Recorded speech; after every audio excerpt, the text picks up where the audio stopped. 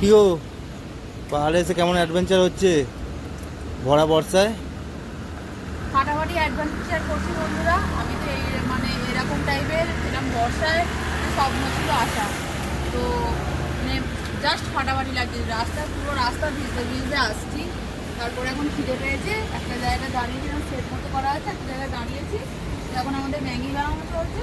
আর সাইডে দেখো ভিউটা দেখো, চিরগুলা নদী নিচে দিয়ে বয়ে যাচ্ছে, আর চারদিকে পাহাড়, আর পাহাড়ের ওপরে মেঘ খেলাধুলা করছে আর কি।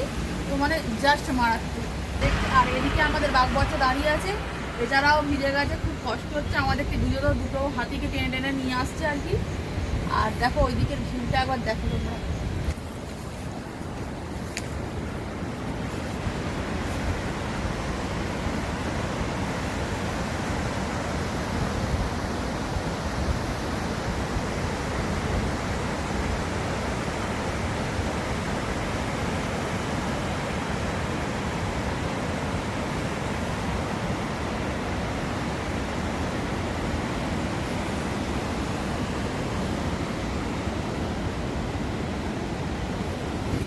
আমরা হয়তো চাইলে ম্যাগি বলে বা যে কোনো খাবার বলে আমরা যে কোনো হোটেল বা রেস্টুরেন্টে খেতে পারতাম, কিন্তু এই যে একটা নিজের পাহাড়ে এসে এরকম অ্যাটমসফিয়ারে মানে এইভাবে খাওয়ার একটা আলাদাই অনুভূতি।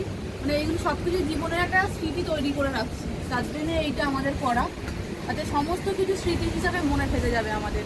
আর যখন এটা মনে করবো তখন খালি আনন্দ ছাড়া আর কোনো কিছু থাকবে না। তার জন্যই